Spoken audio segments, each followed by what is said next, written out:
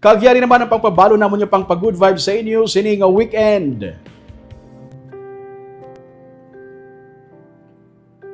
Isa ka popular nga lagawan kag Kalan-an sa suba ang naguba bangod sang bagyo nga Tino.